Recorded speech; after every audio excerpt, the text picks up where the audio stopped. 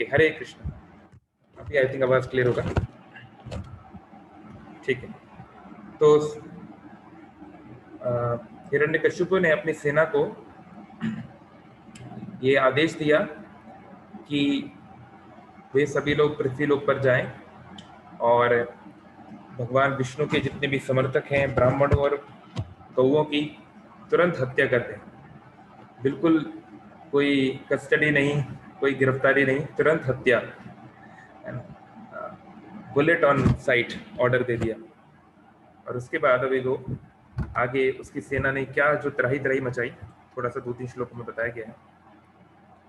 तो हिरण्यकशिपु की सेना ने, असुरों ने शहरों और गांवों में आग जला दी, गायों के चरने के स्थानों को आगजनी कर दी, जितनी वाटिकाएं थी, खेत थी, वन थे, सब कुछ को खत्म कर दिया। ये हम लोग लास्ट टाइम चर्चा कर रहे थे। यहाँ तक कि ऋषियों की कुटिया जो होती हैं, या जो खान होती हैं, या रहने के जो स्थान होते हैं किसानों के, किसी भी चीज को बेसिकली नहीं छोड़ा, चाहे शहर हो चाहे गांव हो। इसके पश्चात उन्होंने इन असुरों की सेनाओं ने कई प्रकार के खोदने के अस्त्र लिए, और जितने भी ब्रिज थे, जितने भी वॉल्स, जितने भी शहरों को गार्ड करने के लिए जो दीवारें थी, गेट्स थे, सब कुछ को समाप्त कर दिया गया। और उसके बाद उन्होंने जितने भी मुख्य वृक्ष थे, खासकर नाम भी कुछ कुछ दिए गए हैं, आम का पेड़, जैक फ्रूट, कटहल, और अलग अलग प्रकार के जो भी खाद्य के स्रोत थे, उन सबको खत्म किया। और कुछ असुरों ने जो है आगजनी करना शुरू कर दिया, और सामान्य लोगों के, नागरिकों के घरों को जलाना शुरू कर दिया। तो हम देखते हैं कि ये असुरों का स्वभाव है, और जब भी आगे चल के हजारों वर्ष बाद या पिछले 1000 साल में हमारे देश में इस प्रकार की बहुत सारी घटनाएं हुई हैं। बहुत प्रकार के लुटेरे लोग आए अलग अलग सभ्यताओं से, और वो यही करते थे। वो लोग शहरों पे आक्रमण करते थे, हर जगह आग जलाते थे, हर चीज़ को बर्बाद करते थे, और जो उनको लूटना है, जो करना है, वो करके चले आते थे। तो ये जो परंपरा है बहुत पहले से चली आ रही है, सतयुग से। तो इस प्रकार से हिरण्यकशिपु ने कई प्रकार की समस्याएं खड़ी कर दी सभी के लिए, और एक प्रकार से वैदिक सभ्यता जो है उसका उसने नाश कर दिया। तो कई बार हम सोचते हैं कि भगवान क्यों नहीं आ रहे हैं, अभी तो इतना कलयुग आगे बढ़ गया है, कितनी सारी समस्याएं हो रही, भगवान क्यों नहीं आ रहे हैं। तो अभी तो तभी सिचुएशन थोड़ी ठीक है। हिरण्यकशिपु के समय पे इतनी बुरी हालत थी कि वैदिक सभ्यता नष्ट हो चुकी थी, कुछ भी नहीं था, और किसी भी प्रकार के वैदिक मंत्रों का उच्चारण नहीं हो रहा था। सभी देवता बहुत परेशान थे, और उन्होंने डर के मारे अपने स्वर्ग इत्यादि लोकों में जो उनके स्थान है उनको भी छोड़ दिया था, और एक स्थान से दूसरे स्थान घूम रहे थे, आश्रय की तलाश कर रहे थे। देवताओं की ये हालत हो गई थी। तो इस प्रकार से अपने भाई हिरण्याक्ष का अंतिम क्रिया करने के बाद हिरण्यकशिपु बहुत दुखी था, और उसने अपने भतीजों को समझाने का प्रयास किया। उसने अब समझाने का प्रयास शुरू कर दिया। तो क्या समझाया, बोला, तो बता रहे हैं, नारद मुनि बोल रहे हैं। ये एपिसोड अगर आपको याद हो तो ये प्रश्न पूछा था नारद मुनि से युधिष्ठिर महाराज ने, कि एक पिता तो अपने पुत्र के प्रति बहुत ज्यादा आसक्त होता है, कोई भी पिता अपने पुत्र के लिए कुछ भी कर सकता है, तो क्यों हिरण्यकशिपु ने अपने ही पुत्र के खिलाफ द्वेष पाल लिया, क्यों अपने ही पुत्र को मारने के लिए वो आतुर हो गया। तो इस प्रश्न का उत्तर नारद मुनि दे रहे हैं, और ये सारी कथा सुना रहे हैं। तो हिरण्यकशिपु ने बहुत गुस्से में था वो, लेकिन वो एक महान कूटनीतिक था, एक महान राजनेता था। वो जानता था किस समय पे क्या बात बोलनी है। तो उसने अपने गुस्से को बाहर नहीं निकाला, बल्कि एक झूठी हंसी के साथ, है ना, मीठे शब्दों में वो अपने जो भतीजे हैं, यानी कि हिरण्याक्ष के जो पुत्र हैं, जिनका नाम है शकुनी, ये वो वाला शकुनी नहीं है महाभारत वाला, कोई और, शंबर, दृष्टि, भूतन संतापन, वृका, काला नाभ, बहुत सारे नाम दिए हुए हैं, let us not go into it. इन सबको उसने सांत्वना दी। उसके अलावा उसने अपनी माँ को, है ना, हिरण्याक्ष की जो माँ है दिति, और अपनी जो सिस्टर इन लॉ यानी कि हिरण्याक्ष की जो पत्नी है उसको, है ना, जिसका नाम था रुसा भानु, है ना, इन सब को उसने सांत्वना देते हुए ये शब्द कहे।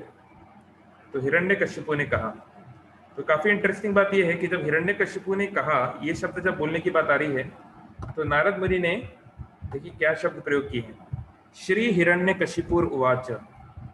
यानी नारद मुनि ने हिरण्यकशिपु के नाम के सामने श्री लगाया है। तो कई बार ये प्रश्न बहुत उठ जाता है कि कैसे नारद मुनि जो है हिरण्यकशिपु के सामने श्री कैसे लगा सकते हैं, है ना? क्योंकि नारद मुनि जानते हैं कि हिरण्यकशिपु कौन है।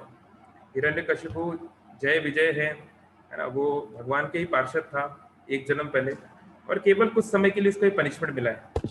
तो नारद मुनि इसकी सिचुएशन को जानते हैं, तो तभी उसके पास इस प्रकार का नॉलेज है। तो हिरण्यकशिपु ने कहा, हे मेरी प्रिय माँ और बहू और भांजों, भतीजों, आप सबको इस महान व्यक्ति के मरने का शोक नहीं करना चाहिए। क्योंकि जब एक कोई महान व्यक्ति की जो मृत्यु आती है अपने विरोधी से लड़ते हुए, तो ऐसी मृत्यु कीर्तिमान को स्थापित करती है, और ऐसी मृत्यु की हमें कामना करनी चाहिए। तो जो भगवत गीता की जो पूरी फिलॉसफी है, भगवत गीता अगर आप सेकंड चैप्टर पढ़ लीजिए या ये 7th कैंटो का सेकंड चैप्टर पढ़ लीजिए, बहुत सारी चीजें सेम है। तो देखिए कितनी अच्छी बात हिरण्यकशिपु बोल रहे हैं, जो एक्चुअली कि आज भी हजारों साल के बाद भी ये बातें संत महात्मा लोग, भक्त लोग इसको गाते हैं। तो उसने बोला कि हे मेरी प्रिय माँ, जैसे कि एक खाने का स्थान, रेस्टोरेंट या फिर पेय स्थान जहाँ पे लोग पानी पीने के लिए आते हैं, तो बहुत सारे यात्री लोग ऐसे रेस्टोरेंट में या पानी पीने के स्थान पे आके मिलते हैं, है ना। हम लोग कोई यात्रा में जाते हैं तो ऐसे कितनी जगहों पे हम लोग बैठ जाते हैं जहाँ पे अनजाने बहुत सारे लोगों से हमारी मुलाकात हो जाती है, और उसके बाद कुछ समय वो लोग साथ में पानी पीते हैं, खाना खाते हैं, बातचीत करते हैं, पूछते हैं आप कहाँ से हैं, अच्छा आप लोग कहाँ जा रहे हैं, थोड़ी बहुत गप होती है, बातचीत होती है, संबंध बनता है, या फिर हम एक दूसरे को कुछ खिलाते पिलाते हैं। उसके बाद कुछ समय के बाद सब अपने अपने रास्ते चले जाते हैं, जिसको जहाँ जाना है। तो इसी प्रकार से हिरण्यकशिपु बोल रहे हैं, हम सभी जीवात्माएं अलग अलग रास्ते से आई हैं और इस परिवार के रूप में बंध गई हैं, लेकिन हमें अपने खुद के कर्मों के अनुसार अलग अलग दिशा में आगे बढ़ना है। तो हिरण्यकशिपु बहुत सही बात एक्चुअली बता रहा है, उसमें कुछ भी गलत नहीं।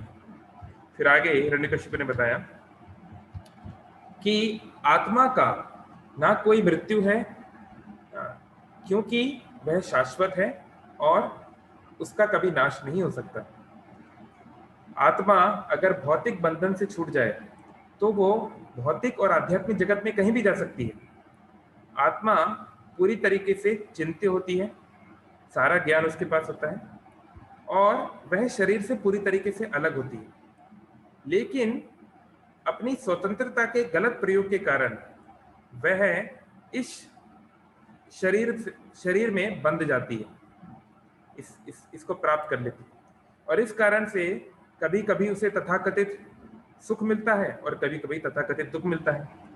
इसलिए किसी भी व्यक्ति को आत्मा के शरीर छोड़ने पे दुख नहीं करना चाहिए, ये बता रहा है हिरण्यकशिपु कि दुख की कोई बात नहीं है, इस तरह बता रहा है। फिर आगे उसने एक बहुत अच्छा एग्जाम्पल दिया, बोले जैसे कि एक नदी के किनारे मान लीजिए कुछ पेड़ हैं, तो क्या होता है जब नदी आगे चलती है, नदी का बहाव होता है, पानी उसमें बहता है, तो ऐसा लगता है कि जो वृक्ष हैं वह भी बह रहे हैं। या फिर अगर आप कभी ट्रेन में जाते हैं तो आप ऐसा हमें प्रतीत होता है ना कि जो वृक्ष है हमारे से उल्टी दिशा में जा रहे हैं, ऐसा हमको प्रतीत होता है ना। इसी प्रकार से वही बात इन्होंने हिरण्यकशिपु ने बता भी दी, जब आंखें किसी कारण से चलती हैं तो जो जमीन है वो भी चलती हुई दिखाई देती है। यानी कि ये सब सत्य नहीं है। सत्य तो ये है कि पेड़ अपनी जगह पर ही है, वो कहीं नहीं जा रहा है, हम जा रहे हैं। तो इसी प्रकार से हे मेरी प्रिय माँ, जब किसी व्यक्ति का मन परेशान हो जाता है भौतिक गुणों के कारण, तो वह व्यक्ति हर अलग अलग सूक्ष्म और स्थूल शरीरों में भ्रमण करता रहता है और उसे लगता है कि उसका जीवन में परिवर्तन आ रहा है। तो इसका ये मतलब हुआ कि जब हमारा स्थूल तो छोड़ दीजिए, हमारी बॉडी जब चेंज होगी वो तो बहुत दूर की बात है, हमारी मेंटेलिटी, जैसे हम देखते हैं जब हम लोग छोटे बच्चे थे तो हमारे सोचने का तरीका अलग था, है ना, जवानी में अलग रहता है, बुढ़ापे में अलग रहता है, तो कई प्रकार के चिंतन होते हैं अलग अलग प्रकार के। तो माय वॉइस इज ब्रेकिंग, सब होना तो नहीं चाहिए। अभी थोड़ा बेटर है क्या? ठीक है, चैट बॉक्स में कंफर्म कर सकते हैं अगर आवाज ठीक नहीं हो तो मैं फिर और कुछ ट्राई करूँगा। तो हिरण्यकशिपु बता रहा है कैसे अलग अलग प्रकार से हम सभी इस संसार में बनते हैं। ओके, आगे तो हिरण्यकशिपु ने बोला, हाँ, अभी बहुत बड़ी बात उसने बताई जिसको शास्त्रों में देहात्म बुद्धि बोलते हैं। देह आत्म यानी देह को आत्मा मान लेना। तो दो शब्द होते हैं, गीता अगर आप पढ़ेंगे शुरुआती 15 श्लोक, तो यही दो शब्दों के ऊपर पूरी गीता का सेकंड चैप्टर शुरुआत में है, देह और देही। जैसे मैं जिस शहर में रहता हूँ उसका नाम था भोपाल, तो भोपाल में रहने वाले जो लोग होते हैं उनका नाम है भोपाली। जो भोपाल में रहते हैं उसको भोपाली बोलते हैं, है ना। अगर आपने शोले पिक्चर देखा होगा तो आप जानते होंगे, सूरमा भोपाली, है ना। जो इंदौर में रहता है उसको बोलते हैं इंदौरी। तो ऐसे ही देह में जो निवास करता है उसको बोलते हैं देही। तो ये देह जो है, ये जो बॉडी है, ये जो शरीर है, ये एक रूम की तरह है, एक फ्लैट की तरह है। तो आज आप इस फ्लैट में रह रहे हैं, तो आप और आपके फ्लैट में अंतर होता है। तो ये फ्लैट 10 साल, 20 साल, 25 साल, मैक्सिमम 50 साल तक चलेगा। उसके बाद आपको उसको चेंज करना पड़ेगा, रेनोवेट कराना पड़ेगा, चेंज करना पड़ेगा। तो ऐसे ही हमारे शरीर का एक शुरुआत है और एक अंत है, लेकिन बाकी चीजों का, हमारी आत्मा का ऐसा नहीं है। नेक्स्ट। तो फिर अभी बहुत बहुत इंटरेस्टिंग बात है, अभी क्योंकि फिलॉसफी जो होती है, दर्शन जो होता है, लोगों को जमता नहीं है, बहुत मुश्किल है, बहुत कम लोग हैं दुनिया में जो फिलॉसफी को समझ पाएंगे। एक रिसर्च स्टडी हुआ था, अमेरिकन एक यूनिवर्सिटी ने किया था, उसने पाया था कि दुनिया के 1/6 लोग, 1/6 यानी कि 16% के आसपास आबादी, उनकी उनका उनका जो ब्रेन है, उनका जो मस्तिष्क है, उसका डिजाइन इस प्रकार से है कि वो कभी भी नॉन पोलर रियलिटीज को नहीं समझ सकते। इसका मतलब हुआ कि वो दो में से एक ही, अगर उनको बताया जाए काला या सफेद, तो या तो वो काला चुनेंगे या सफेद, वो ग्रे को नहीं चुन पाएंगे। यानी इस व्यक्ति से मैं संबंध रखूंगा या नहीं रखूंगा, या तो ये मेरा सब कुछ है या तो कुछ नहीं है, इस प्रकार से, या तो ये मेरा अपना है नहीं तो पराया है, इस प्रकार से। तो इस प्रकार की जो सोच है कि एक्सट्रीम्स पे जाना, ये अनफॉर्चुनेटली दुर्भाग्य है कि हम में से कई लोग का मस्तिष्क इस प्रकार से डिजाइन है। तो बहुत कम लोग हैं जो फिलॉसफी, जिसमें गहरी सोच लानी पड़ती है, बहुत कम लोग हैं जो इसको समझ पाएंगे। इसलिए हिरण्यकशिपु ने क्या किया, एक कहानी के माध्यम से ये घटना को सुनाया। और ये कोई मंद कहन कहानी नहीं है। इसके लिए हिरण्यकशिपु ने जो शब्द प्रयोग किया है वो यहाँ पे देखिए, बहुत ध्यान से देखिए, इतिहासम पुरातनम। यानी हिरण्यकशिपु ये नहीं बोल रहा है कि मैं अपने मन से कहानी बना रहा हूं, जिसको अंग्रेजी में बोला जाता है माइथोलॉजी। माइथोलॉजी यानी कि मिथ, यानी मिथ्या। बहुत सारे लोग, हिंदू लोग भी बोलते कई बार, मैं वैदिक माइथोलॉजी को जानता हूं। तो हमको ये शब्दों को बहुत सोच समझ के प्रयोग करना चाहिए। तो यहाँ पे देखिए, ये जो शब्द है इतिहास, इति मतलब इस प्रकार, इस प्रकार, हा मतलब यह, और सा ऐसा हुआ, इतिहासा, यह ऐसा हुआ। तो संस्कृत के एक एक शब्दों का बहुत ज्यादा डिस्क्रिप्शन। हिस्ट्री को इतिहास बोलते हैं, इतिहास मतलब यह वैसे हुआ, यानी कि पास्ट में कौन सी चीज कैसे हुई थी उसको वर्णन करने का जो शास्त्र है उस इतिहास बोलते हैं। मुख्य रूप से इतिहास का मतलब होता है महाभारत। तो यमराज की एक कथा अभी बताने शुरू करेगा हिरण्यकशिपु। तो बहुत अच्छी कथा है। तो ये कथा शुरू होती है कि एक राज्य था जिस राज्य का नाम था उसी नर, और उसी नर राज्य में एक महान राजा निवास करते थे जिनका नाम था सुयज्ञ। और जब ये राजा अपने दुश्मनों से युद्ध लड़ रहे थे तो उनकी युद्ध के दौरान मृत्यु हो गई। तो राजा के दुख में उनके जितने रिश्तेदार हैं, जो भी राज परिवार है, वो सभी उनके मृत शरीर के चारों ओर बैठ गए और बहुत जोर जोर से विलाप करते हुए उनकी मृत्यु का शोक करने लगे। ठीक है, आई होप आप लोग कंफ्यूज नहीं हो रहे हैं, है ना? ये हिरण्यकशिपु अपने परिवार को एक स्टोरी सुना रहा है। अब वो ऐसी स्टोरी सुनाना चाहता है जिससे कि उसके परिवार वालों का जो दुख है वो दुख समाप्त हो जाए। तो ये एक आर्ट है, ये साइकोलॉजिकल फैक्ट भी है कि अगर आपको किसी का दुख मिटिगेट करना है, किसी का दुख मिटाना है, तो उसको आपको वो जिस तरह की सिचुएशन से जा रहा है उस प्रकार की सिचुएशन के एग्जाम्पल देने पड़ेंगे कि फलाना आदमी भी ऐसे गया था, वो ऐसे हुआ था, तो उसको थोड़ा सा सांत्वना मिलेगी। ये ह्यूमन माइंड का नेचर है।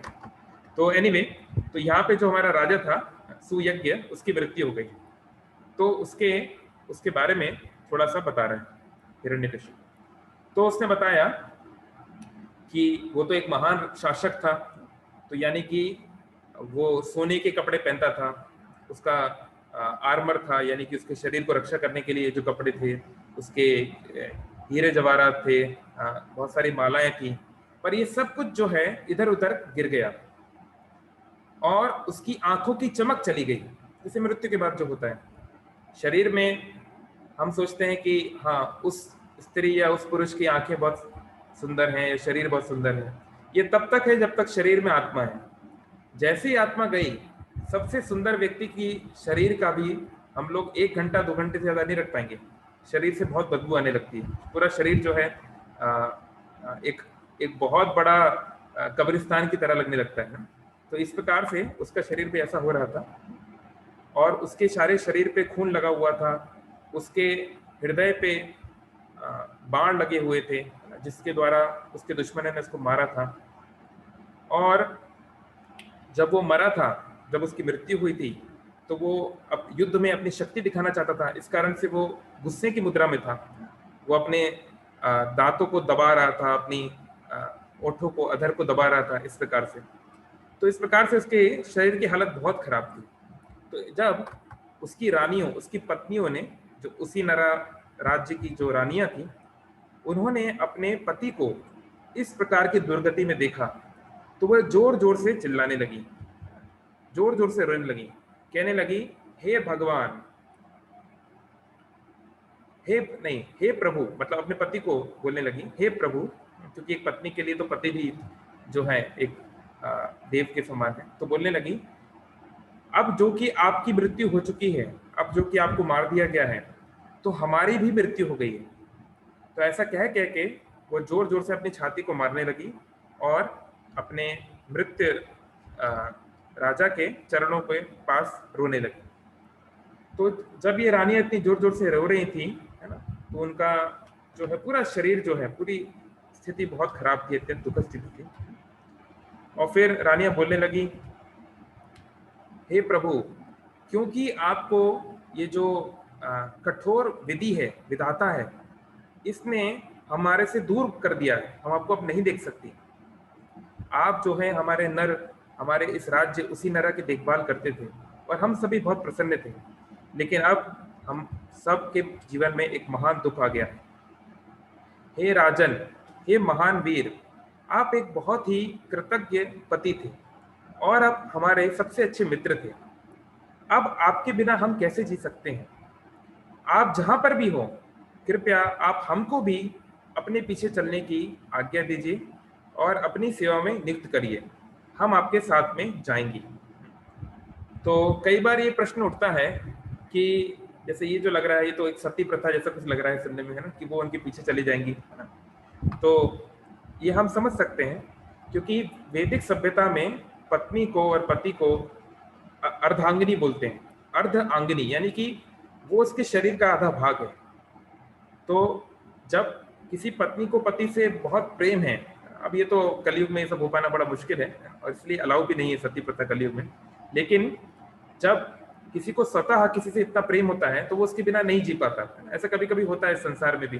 जैसे आपने सुना होगा फेमस जो नॉवेल है रोमियो एंड जूलियट, जिन लोगों ने पढ़ा है वो जानते हैं। तो रोमियो जो है उसको किसी तरीके से लाइक बहुत सारी प्रॉब्लम्स हुई और फिर अल्टीमेटली वो उसको मार दिया गया। तो जूलियट ने जब सुना कि रोमियो जीवित नहीं है, तो जूलियट ने सोचा कि अब मेरे जीने का क्या मतलब है, तो उसने भी सुसाइड कर लिया। तो ऐसा होता है ना। तो सती मतलब क्या है, जब पत्नी पति के विरह में जी नहीं पाती, वो सोचती है कि अब मेरे जीवन का क्या अर्थ है जब मेरे प्रियतम चले गए, तो वो स्वतः खुद को अपने पति के साथ में, उसकी जब अंत्येष्टि क्रिया होती है, उसका जो अंतिम क्रिया होती है, तो उस अग्नि में अपने आप को डाल देती है। इसको सती बोलते हैं। ये नहीं कि भाई जबरदस्ती उसको उठा के उसको, जैसे आज पिछले कुछ सालों पहले होता था जिसको अंग्रेजों ने बैन लगाया, हाँ वो बैन लगाना अच्छा किया क्योंकि वो गलत था। ये तो जबरदस्ती उसके साथ जो किया जाता था, जो मॉडर्न सती प्रथा थी, वो तो एक मर्डर के समान थी, तो उसको तो विरोध करना चाहिए। और एनीवे सती प्रथा कलयुग के लिए नहीं है, लेकिन आप शास्त्रों में बहुत बार देखेंगे सती का कॉन्सेप्ट आता है। जैसे आप पांडवों की, तो पांडवों की दो माँ थी, कुंती और माद्री। तो जब महाराज पांडु का प्राण छूटे तो दोनों में कंपटीशन लग गया, कौन अपने पति के साथ इस संसार को छोड़ के दूसरे लोक में जाएंगी। तो कुंती बोली मैं जाऊंगी, माद्री बोली नहीं मैं जाऊंगी। कुंती बोली मैं तो बड़ी हूं, मुझे जाना चाहिए। माद्री बोली नहीं, वो जब उन्होंने प्राण छोड़ा तो वो मेरे साथ रहना चाहते थे, मेरे शरीर को भोग करना चाहते थे, तो उनकी वो इच्छा पूरी नहीं हुई। तो मैं चाहती हूँ कि मैं उनके साथ जाऊं, और आप तो बड़ी हैं, आप तो समझदार हैं, आप हमारे पांचों पुत्रों की रक्षा करिए। तो उल्टा सीन था, मतलब वो दोनों कंपटीशन कर रहे थे कि कौन जाएंगी। और जो मॉडर्न सती था उसमें क्या है कि जबरदस्ती, उसकी इच्छा हो चाहे ना हो, उसको जबरदस्ती मार दिया था, उसको जबरदस्ती जला दिया था। तो इन दोनों में बहुत अंतर है, दोनों चीजें एक नहीं है। तो एनीवे, तो ये रानियां जो हैं ऐसा लग रहा है कि सती ना हो जाएं पूरी तरीके से। तो ये प्रभुपाद जी ने यहाँ पे समझाया भी है कि ये जो सहमरण है, सती प्रथा है, जिसको ब्रिटिश रूल से कैसे मना किया। अगर आप ये सब जानना चाहते हैं डिटेल में, प्रभुपाद जी ने सारा परपट में समझाया हुआ है, मैं वहीं से बोल रहा हूँ सब कुछ। तो जब उस शरीर को जलाने का उपयुक्त समय आया, तो जो रानियां थी वो अपने पति के शरीर को छोड़ने नहीं दे रही थी। बिल्कुल उनका इच्छा नहीं थी कि अपने पति के शरीर को वो छोड़ने देंगी, और वो बार बार उस शरीर को देख के उनको दुख हो रहा था। और अभी सूर्य जो है वो अस्त होने वाला था, सूर्यास्त का टाइम हो रहा था, तो दिन में कर देना अच्छा है अंत्येष्टि क्रिया। तो सभी लोग को चिंता हो रही थी, तो रानी छोड़ नहीं रही हैं, और कैसे छोड़ दें, क्योंकि सच्चाई ये है कि हमने आज तक, हम अपने बहुत सारे लोग अपना प्रियतम बोलते हैं, हमारे माता पिता, पति पत्नी, बच्चे, पर हमने कभी भी किसी को देखा भी नहीं है, हमने केवल उनके शरीर को देखा है। इसलिए जब हमारे कोई प्रियतम के शरीर को वो छोड़ देते हैं, किसी की मृत्यु हो जाती है, तो आत्मा तो चली गई, लेकिन आत्मा से हमारा कनेक्शन कितना रहता है कितना नहीं, वो प्रश्न है, पूछने लायक प्रश्न है। क्योंकि हमारा कनेक्शन जनरली शरीर से रहता है, इसलिए हम शरीर को जब डिस्ट्रॉय होते देखते हैं तो हमें बहुत दुख होता है, अत्यंत पीड़ा होती है। तो इस प्रकार से बहुत ही नेचुरल है, ये बहुत ही स्वाभाविक था कि वो जो रानियां हैं वो शरीर को छोड़ नहीं रही थी। तो यमराज ने सोचा, यमराज को इन पे दया आ गई। यमराज यम के राज हैं, धर्म के राज हैं, उनके मन में दया आ गई, कैसे इन लोगों की जो दुख को कम किया जाए। तो यमराज ने क्या किया, एक बालक का रूप धर के बालक के रूप में उनके पास आया, और यमराज ने आके ये बातें बोली। तो श्री यम उवाच, यम ने क्या बोला, तो यमराज ने कहा, अरे कितनी अद्भुत बात है, ये सभी लोग जो कि उम्र में मुझसे ज्यादा हैं, क्योंकि देखिए यमराज एक छोटे बालक के रूप में आया, क्योंकि क्या होता है, छोटे बच्चों की बात जो है वो कई बार हृदय को टच कर जाती है, क्योंकि हम स्वाभाविक तौर पे ये एक्सपेक्ट नहीं करते कि छोटे बच्चे जो हैं वो कोई बहुत बड़ी फिलोसफिकल या बहुत बड़ी जो है गहरी बातें बोलेंगे, हम ये इस बात को एक्सपेक्ट नहीं करते हैं। लेकिन जब छोटे बच्चे कुछ गहरी बात बोल जाते हैं तो हम इसको जो है भगवान का मैसेज मान लेते हैं, इस स्वाभाविक बात है। इसलिए आप देखेंगे जब बलि महाराज ने सारी पृथ्वी पर सारे तीनों लोगों पे कब्जा कर लिया, तो भगवान विष्णु वामन के रूप में आए।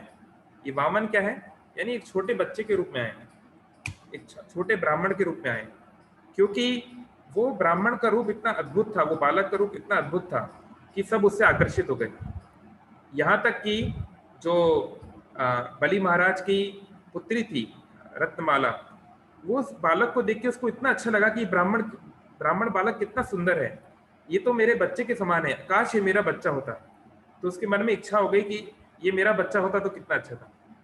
लेकिन फिर क्या हुआ, कुछ समय के बाद वामन देव ने अपना असली रूप दिखाया, अपना त्रिविक्रम विशाल रूप दिखाया, विराट रूप दिखाया, और 2 पग में ही सारी भूमि सब कुछ कवर कर लिया। फिर बलि महाराज को कब्जे में ले लिया, आप सब जानते हैं कथा। तो रत्नमाला को लगा कि ये जो लड़का है, ये दिखने में इतना सुंदर है, लेकिन इसका हृदय कितना गंदा है, इसने मेरे पिता को कब्जा कर लिया है, तो मैं इसको दूध पिलाऊंगी, लेकिन जहरीला दूध। हालांकि मैं इसकी माँ बनना चाहती हूँ, इसको दूध पिलाना चाहती हूँ, लेकिन अब इसने ऐसा काम किया है कि इसको मार देना चाहिए। तो यही जो रत्नमाला है, ये आगे चल के पूतना के रूप में आई। तो जब भगवान वामन, भगवान विष्णु कृष्ण के रूप में आए, तो ये जो रत्नमाला है ये पूतना के रूप में आके भगवान को जहरीला दूध पिलाई, आप लोग जानते हैं। तो एनीवे, तो यहाँ पे यमराज यानी कि वो बालक जो है वो ये सब बोल रहा है कि ये सभी लोग जो जानते हैं कि लाखों लाखों लोग जो कि जीवित होते हैं वो सब मरते हैं, ये सभी लोग जानते हैं कि इनको भी एक दिन मरना है, फिर भी ये लोग बहुत चक्के हैं, एकदम शॉक में। ये बद्ध जीव एक ऐसे स्थान से आता है जिसके बारे में हमें नहीं मालूम, और मृत्यु के बाद भी वो कहाँ जाता है ये भी हमको नहीं मालूम। ये जो नियम है, इसमें कोई भी एक्सेप्शन नहीं है, मतलब हर व्यक्ति के लिए बात लागू होती है। इसके बावजूद ये लोग क्यों शोक करते हैं? जैसे गीता में बोला गया है, जातस्य से ही ध्रुवो मृत्यु, जिसका जन्म हुआ है उसकी मृत्यु तो निश्चित है। जब हम जानते हैं कि महाभारत में एक बार 5 पांडव और द्रौपदी वन में थे, बहुत प्यास लग रही थी द्रौपदी को, तो युधिष्ठिर ने बोला अपने भाइयों को कि आप लोग जाइए और देखिए कोई आसपास पानी का कोई आश्रय मिलता है क्या। तो सबसे पहले सहदेव को मिला, बहुत देर तक वो नहीं आए, नकुल वो भी नहीं आए, फिर अर्जुन, फिर भीम। फिर बहुत समय के बाद वो जब गए उनको ढूंढने के लिए, तो देखा कि एक तालाब है जिसके पास में उनके चारों भाई मरे पड़े हैं। तो वहां पे एक यक्ष था। यक्ष मतलब क्या होते हैं, जो कि देवताओं का एक एक एक एक डिवीजन है, जो कि खजानों की या किसी भी महंगी वस्तु की रक्षा करते हैं, उसको यक्ष बोलते हैं। तो यक्षों के राजा हैं कुबेर। तो ये एक यक्ष बैठा था और उसने बोला कि अगर तुम्हें ये पानी पीना है तो मेरे प्रश्नों का उत्तर देना पड़ेगा। तो बहुत सारे प्रश्न पूछे, बहुत वो महत्वपूर्ण भाग है वो महाभारत का। तो उसमें एक प्रश्न था, किम आश्चर्यम, हे युधिष्ठिर, इस दुनिया की सबसे आश्चर्यजनक बात क्या है? What is the most wonderful thing in the world? तो हमसे कोई पूछेगा वंडरफुल थिंग, तो शायद हम बोलेंगे ताजमहल, नहीं तो ग्रेट वॉल ऑफ चाइना, इस प्रकार से कुछ हम बोलेंगे। लेकिन युधिष्ठिर ने बोला, अहानी अहानी भूतानी गच्छन्ति यमालयम शेषा स्थावरम इच्छन्ति किम आश्चर्यम अथा परम। बोले अहानी अहानी भूतानी, जो लोग शरीरधारी करते हैं, जिन जिन लोग का भी शरीर जन्म होता है, गच्छन्ति यमालयम, वो सभी मृत्यु को प्राप्त होते हैं। हमारे परदादा चले गए, दादा चले गए, है ना, हमारे बहुत सारे रिश्तेदारों को, बहुत सारे लोग को हम देखते हैं, खासकर अभी तो दुर्भाग्य से कुछ ज्यादा ही लोग जा रहे हैं यमालय, हम देख रहे हैं कि सब लोग जा रहे हैं।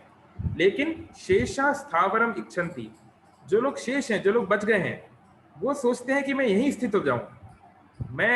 वो लोग अपना जीवन ऐसे जीते हैं मानो उनको तो कभी जाना नहीं पड़ेगा। वो एकदम टेंशन फ्री, अपना खाओ पियो ऐश करो, उसमें लगे रहते हैं। किम आश्चर्य मथा परम, इससे बड़े आश्चर्य की बात क्या है कि ये लोग ये भी नहीं जान रहे हैं कि एक दिन उनको जाना है और उसके लिए वो तैयारी नहीं कर रहे हैं। तो ऐसी कुछ बात यहाँ पे यमराज उनको बता रहे हैं। तो फिर और उन्होंने कुछ बातें बताई, हम उसको इतना देखने नहीं जाएंगे। तो फिर उस बालक ने उन रानियों को बोला, हे कमजोर नारियों। तो कभी कभी क्या होता है कि किसी को थोड़ा समझाने के बाद थोड़ा सा स्ट्रिक्टली बोलना पड़ता है ताकि उनको थोड़ा सा सेंस आए। तो ये बालक जो है वो अब थोड़ा सा स्ट्रिक्टली, थोड़ा सा कठोर शब्दों में बोलना शुरू कर रहा है ना, हे कमजोर नारियों, केवल भगवान की इच्छा से ही ये संसार बनता है, इसकी रक्षा होती है और ये नष्ट होता है। ये सारी वैदिक ज्ञान का निष्कर्ष है। तो ये सब कुछ जो है ये भगवान के खिलौने की तरह है, और भगवान इसको जब चाहे बना और बिगाड़ सकते हैं। तो आपके मन में प्रश्न आ सकता है, तो भगवान बिगाड़ते ही क्यों हैं? बना दिया तो बिगाड़ना नहीं चाहिए ना। तो अगर आप वो जानना चाहते हैं तो हम आज शाम को चर्चा करेंगे कि गॉड एंड कोविड, कि भगवान क्या कर रहे हैं जब पूरी दुनिया में इतनी त्राही त्राही मची हुई है। तो हमारा वो आज कोई सब्जेक्ट नहीं है। तो फिर उस बच्चे ने, यमराज ने एक एग्जाम्पल दिया। कभी कभी हो सकता है कि कोई व्यक्ति सड़क पर अपना कुछ पैसा गवा दे, तो हर हर कोई देख सकता है कि उस पैसे की रक्षा भाग्य के द्वारा होती है, अगर उसे किसी ने नहीं देखा हो तो। यानी कि कई बार क्या होता है कि आपका कुछ पैसा गिर गया, आपकी कोई चीज है जो कभी भी जा सकती थी, लेकिन वो आपको वैसे ही मिल गई। यानी इसको कौन देख रहा था? उसको भाग्य देख रहा था।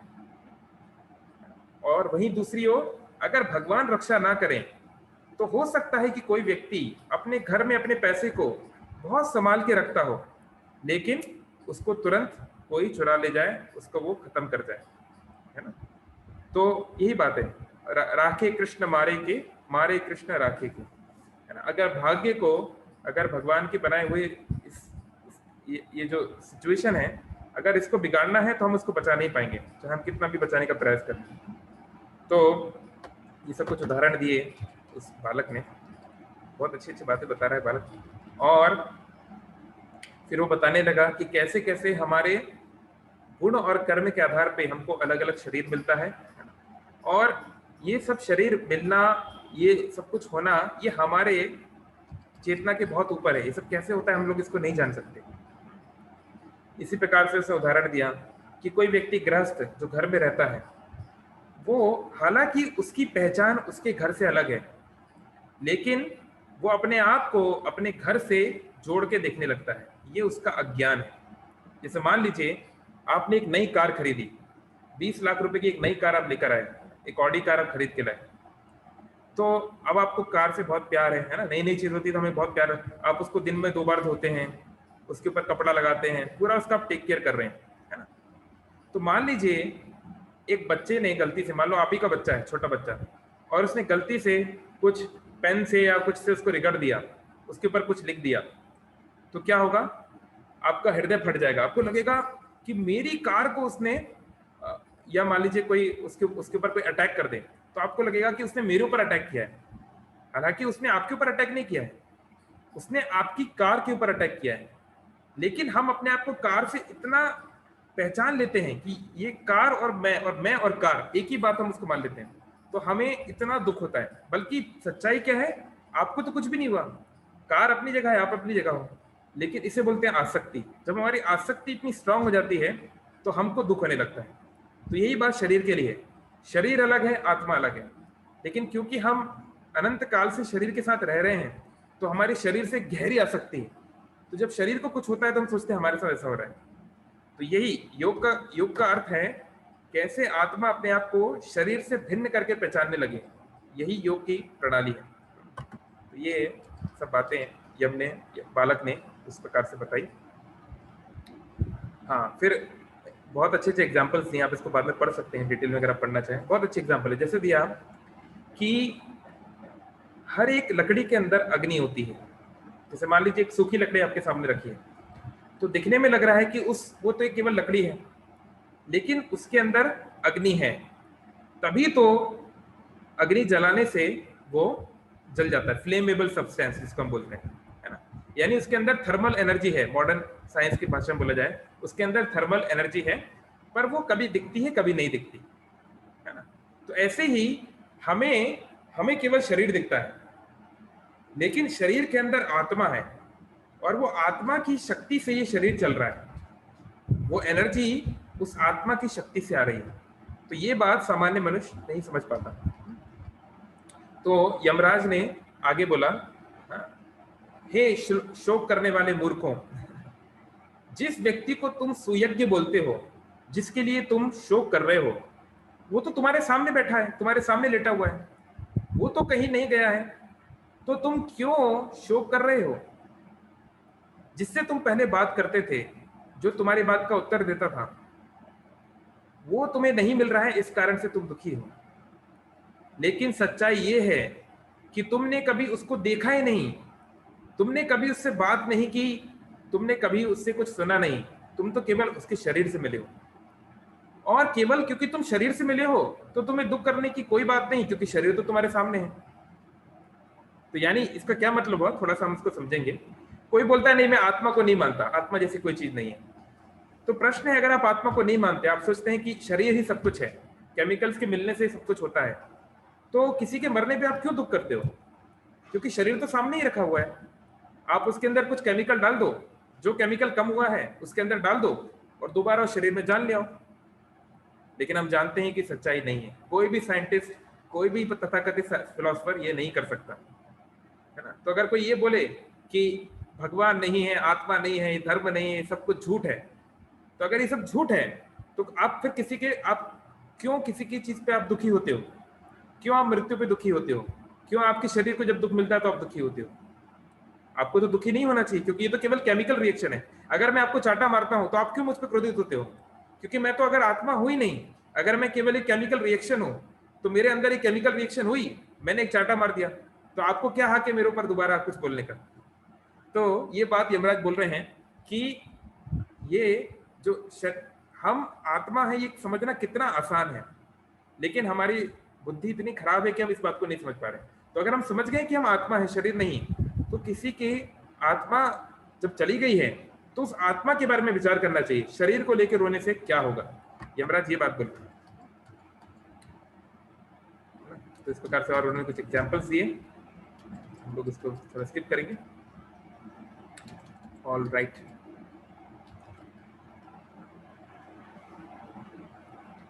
हाँ, तो फिर एक और एग्जाम्पल दे रहे हैं। फिर बोल रहे हैं कि हम तथाकथित सुख और दुख को लेके बहुत चिंतित रहते हैं, है ना। दिन भर हमारा मन भटकता रहता है और हमारा एक पुरुष सोचता है कि मैं बहुत महत्वपूर्ण व्यक्ति हूँ, मैं बहुत ज्यादा, मेरे कारण दुनिया चल रही है। हमको अंग्रेजी में सिखाया भी जाता है, I am the lord of all I survey, मेरे कारण मेरा परिवार चल रहा है, मेरे कारण मेरा देश चल रहा है, नहीं तो ये चल रहा है, ये चल रहा है, इस प्रकार से। और पुरुष जो है स्त्री का संग करना चाहता है, स्त्री पुरुष का संग करना चाहती है। तो इसी चीज के आधार पे व्यक्ति सुख और दुख को रचता है। तो ये एक स्वप्न के समान है। जैसे एक स्वप्न में कभी अगर हमने किसी भूत को देख लिया, किसी शेर को देख लिया, तो हम तुरंत डर जाते हैं, अरे शेर आ गया। और बल्कि हमने कुछ ऐसी चीज देख ली जो हमको पसंद है, हम कोई अच्छा भोजन खा रहे हैं, कोई अच्छी जगह पे घूम रहे हैं, तो हमको बहुत आनंद आता है। पर रियलिटी ये है कि इसका रियल कंसेप्शन से, रियलिटी से कोई वास्ता नहीं है, वो तो स्वप्न है। ऐसे ही आत्मा, कोई भी शारीरिक सुख दुख से उसका कोई अर्थ नहीं है, उसका कोई मतलब नहीं है। लेकिन क्योंकि व्यक्ति आत्म साक्षात्कार को नहीं जानता, वो नहीं समझता कैसे मैं आत्मा हूँ, कैसे मैं इस शरीर में बंधा हुआ हूँ, मेरे लिए क्या सुख है क्या नहीं है, इस कारण से वो अलग अलग दुख झेलता रहता है। अभी ये जो बालक है, ये एक और कथा बता रहा है ना। तो आप लोग कंफ्यूज ना हो तो मैं आपको दोबारा बताता हूँ। हिरण्यकशिपु अपने परिवार को एक कथा बता रहा है। उस कथा में यमराज एक बालक के रूप में सुयज्ञ की पत्नियों को कथा बता रहे हैं। अब उस कथा में ये जो बालक है ये एक और कथा बता रहा है। तो ये अलग लेवल की रियलिटी, अलग अलग लेवल की रियलिटी। एक मूवी बनी थी ना इस तरह की कुछ साल पहले, जिसमें इस तरह के अलग अलग लेवल्स की रियलिटी होती थी। तो लाइक दैट ये हजारों साल पुराने शास्त्र उस तरह की मल्टी लेवल रियलिटी की बात कर रहे हैं। तो उस बालक ने, यमराज ने, जो बालक के रूप में आए हुए हैं, उन्होंने एक कथा बताना शुरू किया। बहुत इंटरेस्टिंग स्टोरी है। बोला एक बार एक शिकारी था। तो ये शिकारी क्या करता था, ये पक्षियों को कुछ दाना डालता था, कुछ भोजन डालता था, और उसके बहाने उनके द्वारा आकर्षित करके वो उनको अपने जाल में, जो जाली होती है, उसमें फंसाता था। और वो इनको मार के ही अपना जीवन जी रहा था। तो इस प्रकार से वो उनका मृत्यु था एक प्रकार से। तो ऐसे ये शिकारी जंगल में घूम रहा था। तो जंगल में घूमते घूमते उसने देखा कि कुलिंग कुलिंग नाम की एक स्पीशी है, एक योनि है ना, एक स्पीशीज ऑफ बर्ड। अब मॉडर्न उसमें इसको क्या बोलते हैं कि वो अभी है भी कि नहीं पता नहीं, ये तो सतयुग की बात है। तो कुलिंग नाम के पक्षी होते हैं। तो ऐसे 2 पक्षी उसने देखे, जिनमें कि एक मेल था, एक फीमेल था, एक पुरुष पक्षी, एक मादा पक्षी।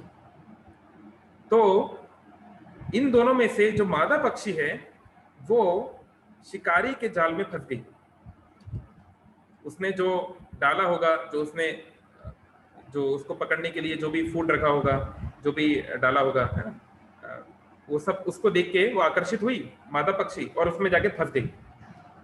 तो आगे ये बालक बोलता है कि जो पुरुष पक्षी था उसने देखा कि मेरी पत्नी बहुत बड़े समस्या में पड़ गई है, और अपनी पत्नी को ऐसे दुख में देखकर, ऐसे खतरे में देखकर उसको बहुत दुख हुआ। और क्योंकि उसका पत्नी के प्रति आकर्षण था, उसका उसके प्रति प्रेम था, तो वो भी अपनी पत्नी के बारे में बहुत शोक करने लगा। तो फिर वो कहने लगा, वो मादा पक्षी बोलने लगा, हे ये विधाता कितना क्रूर है, उसमें कुछ भी दया नहीं है। मेरी पत्नी जो कि अब किसी के द्वारा उसकी मदद नहीं की जा सकती, वो इस प्रकार की स्थिति में फंस गई है और वो मेरे लिए पश्चाताप कर रही है, मेरे लिए दुख कर रही है। एक इस प्रकार की चिड़िया को मार के विधाता को क्या मिलेगा? क्यों विधाता ऐसा कर रहा है? क्यों भगवान ऐसा कर रहे हैं? तो मादा पक्षी के बारे में पुरुष पक्षी इस प्रकार से चिंता करने लगा, जो मेल बर्ड था वो चिंता करने लगा। अगर ये जो विधाता है, अगर वो इतना गलत है,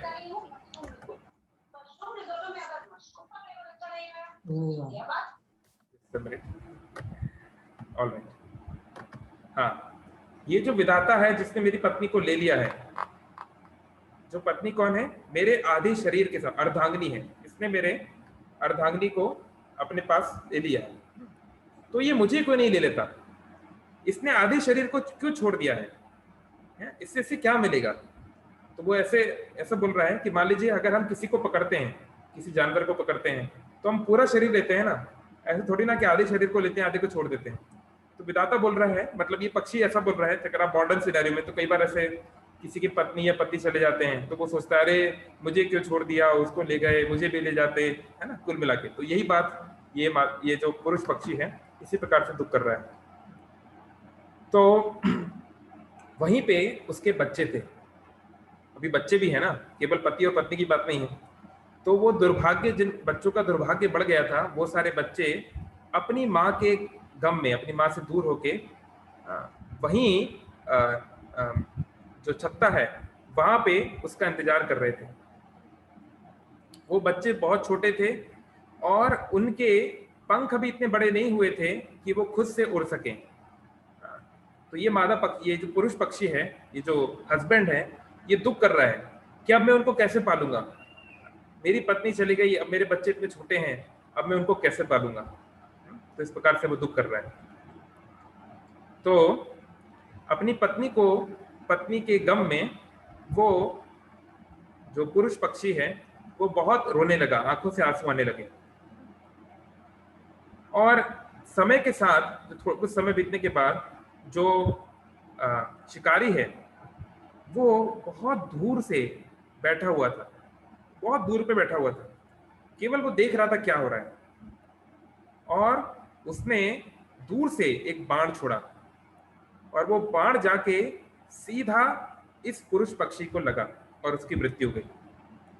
क्योंकि वो शिकारी जानता था कि ऐसे तो पक्षी को पकड़ना बहुत मुश्किल है, ऐसे पक्षी उड़ जाएगा, उसको बहुत एजाइल होता है ना, बहुत क्विक होता है पक्षी, तो उसको पकड़ना मुश्किल होता है।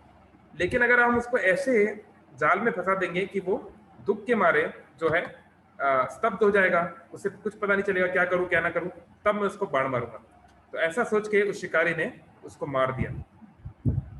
तो फिर उस बालक ने, वापिस आते हैं हम स्टोरी पे, तो बालक ने इस प्रकार से उन रानियों को बोला कि तुम लोग इतनी मूर्ख हो कि तुम्हारे शोक में तुम ये नहीं समझ रही हो कि मृत्यु तुम्हारे पास में आने वाली है। इस अज्ञान में तुम अपने मृत पति के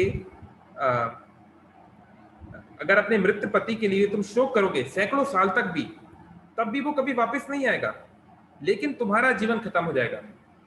समझ रहे हैं? तो उसने ये स्टोरी क्यों बताई?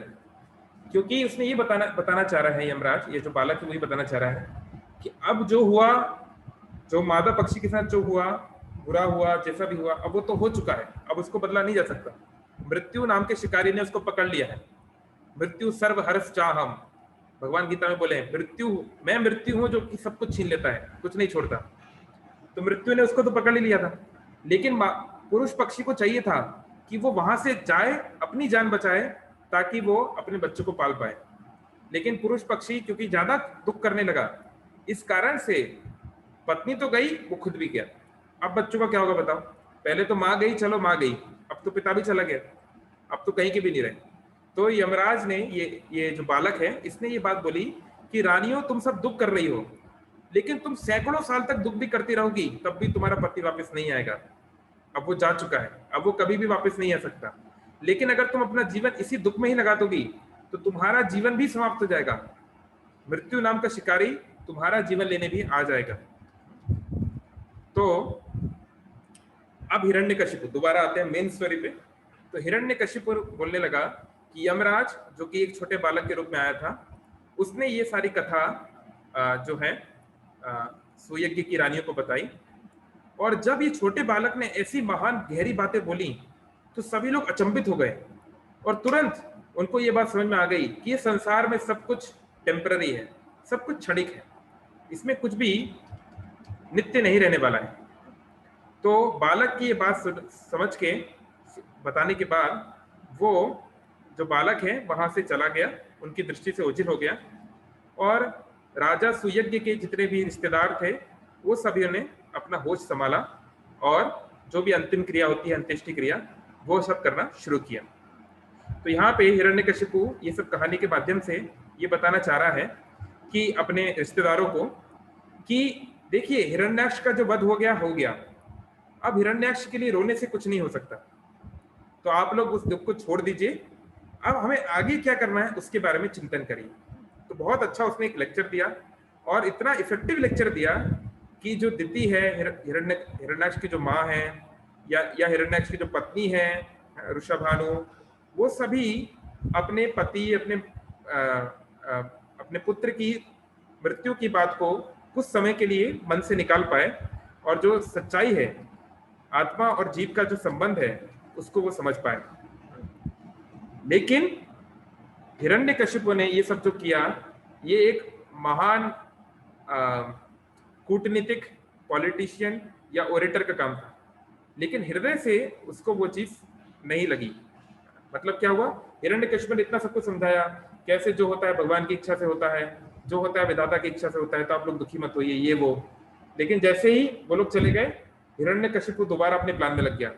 कैसे मैं विधाता को, कैसे मैं विष्णु को खत्म करूंगा, कैसे मैं अमर बनूंगा। अभी वो लेक्चर देके आया है कि जातो ही ध्रुवस्य मृत्यु, जिसका जन्म होता है वो तो मरता ही है, मरना निश्चित है। लेकिन अब खुद उसके मन में विचार आ गया, मैं कैसे अमर बनूंगा, ये उसने विचार करना शुरू कर दिया। तो इसको बोलते हैं आसुरिक बुद्धि, कि जानिया सुनिया विष खाई लो। जब व्यक्ति जानते सुनते हुए विष खाता है, जानते सुनते हुए खुद को मारता है, ऐसे व्यक्ति को जो है ये आसुरिक बुद्धि होती है, कि वो देख रहा है कि ये नहीं हो सकता, फिर भी वही करना चाहता है।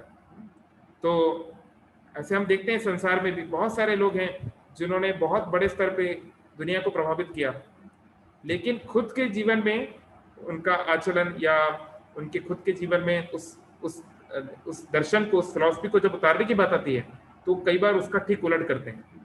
तो ये आगे नारद मुनि बताएंगे नेक्स्ट चैप्टर में, कि फिर हिरण्यकशिपु ने कैसे ब्रह्मा जी की तपस्या करने के लिए गया, और ऐसी तपस्या की, ना भूतो ना भविष्यति। खुद ब्रह्मा जी ने ये बात बोला जब हिरण्यकशिपु को वो देखेंगे, कि हिरण्यकशिपु ना तो किसी ने आज तक ऐसी तपस्या की है, और ना ही कोई कभी ऐसी तपस्या कर पाएगा। इतना हार्डवर्क, हम लोग बोलते हैं ना, हार्डवर्क करना चाहिए, मेहनत करनी चाहिए। दुनिया में आज तक ऐसा कोई भी नहीं हुआ है जिसने हिरण्यकशिपु जितनी मेहनत की हो।